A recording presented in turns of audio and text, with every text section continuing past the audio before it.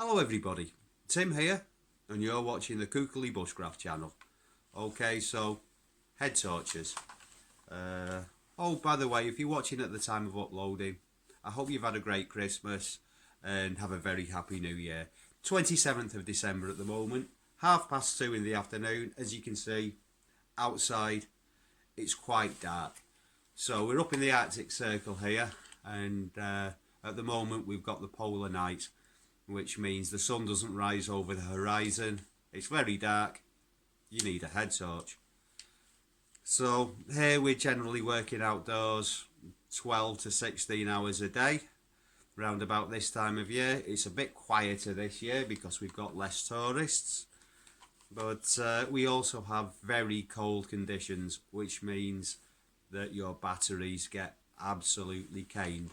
So at the moment I'm using these two head torches, and I'll have one on and I'll have the other one in my pocket, and yeah, I generally they're both rechargeable, and yeah, at least one of them gets charged every night.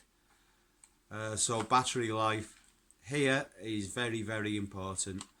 What I would say for general camping and bushcraft use is I don't really think you need something very fancy.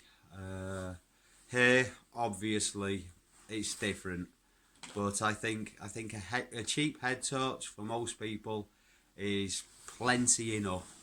As if it's yeah, like one of these. This isn't mine.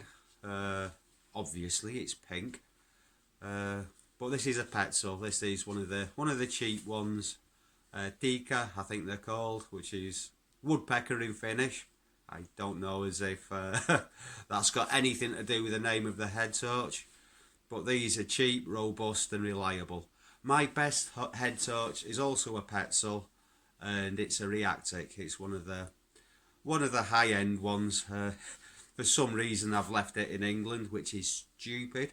But that one, when I first got it, I went on a week-long survival course in January. So polar night, it got down to minus 37 degrees Celsius.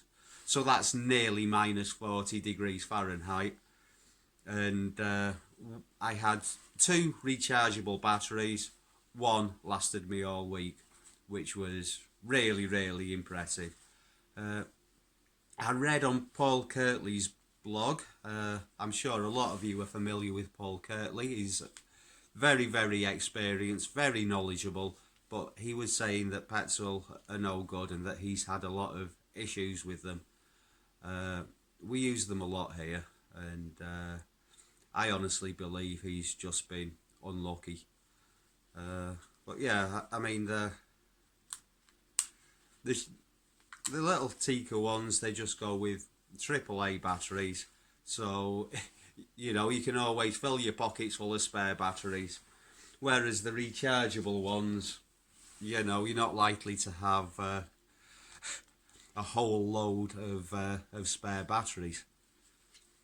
So the two I'm using at the moment, this LED Lenser and this CRX. I thought that was a car made by Honda.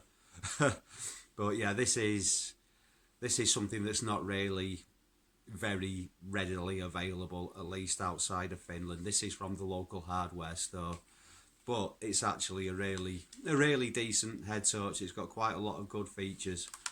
But the batteries on both of these, you can see this one's got an enormous battery pack, but the batteries last more or less a day. I always have to have a backup. I always carry both of these head torches. So with the LED Lenser, and I remember when these first came out, and all of our guides had them, and they're really bright. And yeah, that's the lower setting, and they give a really concentrated beam. So as if you're doing something, like for example, if you're doing husky safaris and you need to be able to see the dogs very well at a distance, then this is really good. But what you will find is that after about 12 hours, yeah, the first year that I saw these, we had quite a few guides that had them. Most of us had these, and in the morning they were going around, look how bright my head torch is, I can see everything.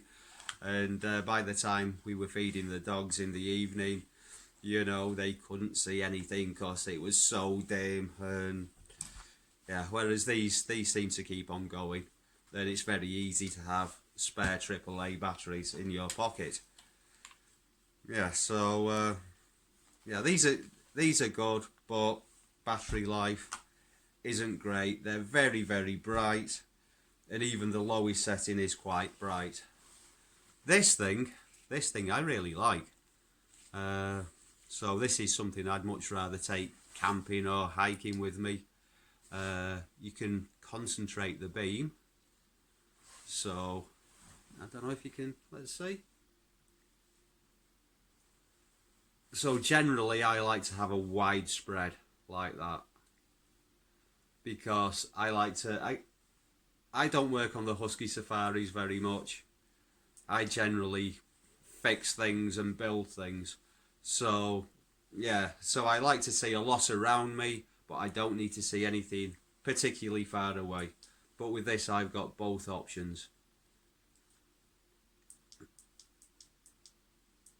It's nowhere near as bright as this one.